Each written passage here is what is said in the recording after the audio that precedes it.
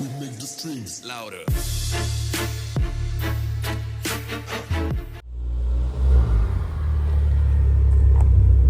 How's it going, guys? It's been a long time, isn't it?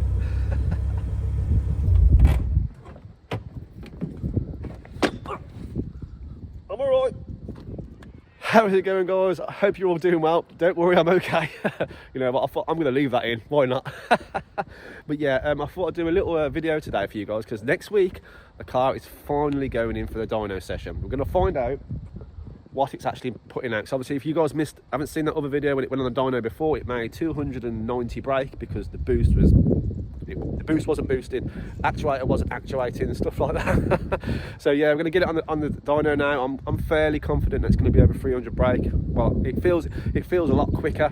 I'm really sorry for the wind, because it's about a million mile an hour wind, what it feels like today. But it's a nice day. The sun's out.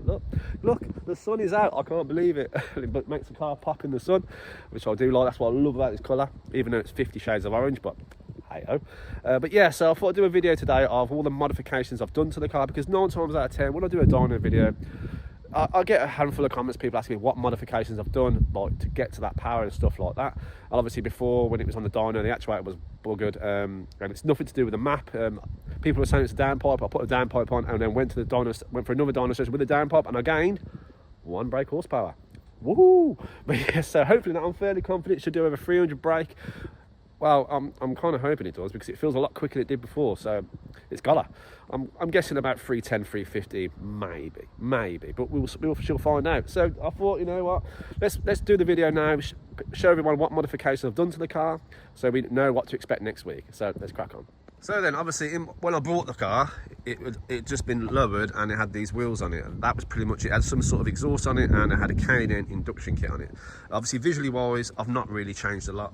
I've fitted a front splitter. It's a weird front splitter, isn't it? I've fitted a rear spoiler extension, which I've changed the whole spoiler out for it, because the spoiler I had before was full of lack appeal, and I've managed to find one second hand for good money, which came with the spoiler extension.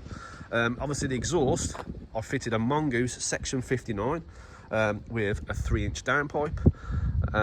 That's how visually was. I said these wheels are 1AVs or something, so I think they're copies of bowlers, I think.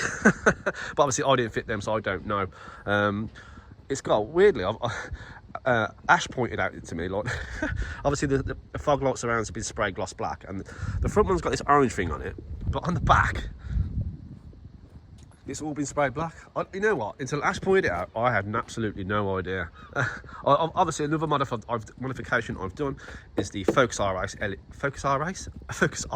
LED rear lights, which is a huge upgrade compared to the stock ones, because the stock ones are really dull, like a red, and it's just got a really dull one red light here. But when at night time, this whole thing lights up for your tail light. It's really cool. It's so much brighter.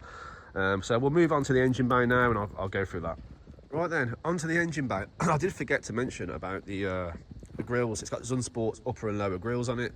Obviously in the engine bay we have a Weisbeck induction kit with a Roos Motorsport silicone hose for the turbo, which makes obviously a loud whooshy noise and makes the induction sound really loud. It has the AirTech ECU holder, which a subscriber donated to me, which is, I really appreciate that, mate. I can't quite remember your name because my memory is absolutely awful, but you know, I mean, it has I think it's the RS vat line, which gets rid of all that mess that's usually there for the vacuum lines and stuff like that.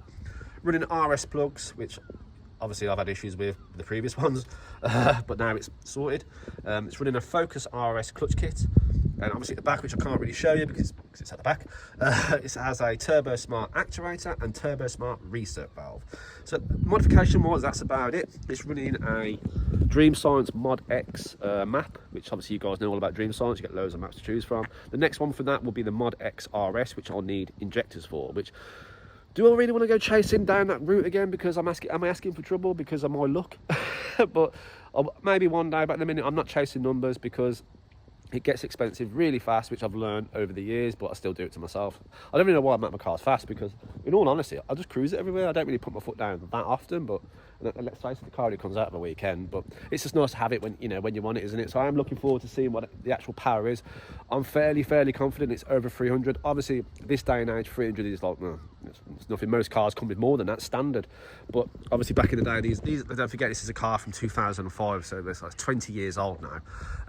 So back in the day, 300 brake was a lot of horsepower. Obviously nowadays it's nothing, but it still goes well, still pulls well. I don't know the health of the engine really. I know the compression's okay, but I don't know if it has a block mod on it or not. So I don't really want to blow it up. I don't really want to put a new engine in it. Oh, but we shall find out. Like I said, I'm fairly confident the car should hold together. In the future, how much power I'm going to put for it, I don't know. It all depends on finance and stuff like that, and that wind is absolutely terrible. But yeah, I'm looking forward to it. Ash from Masters Mods and his mate Steve is coming down. If you watch Masters Mods channel, he wrapped his green Audi. That's Steve, so he's coming on the dyno as well to see what he's doing. Ash has recently had his mapped, and he's just going back up there for a few little tweaks. So yeah, overall it should be a good day. But yeah, I'm just loving the car now. Every time I get in it, I can put my foot down, and it's going really well. No issues or anything like that. Well, no issues. I know this is the fun about dynos. That you find out you have problems without even knowing you have problems.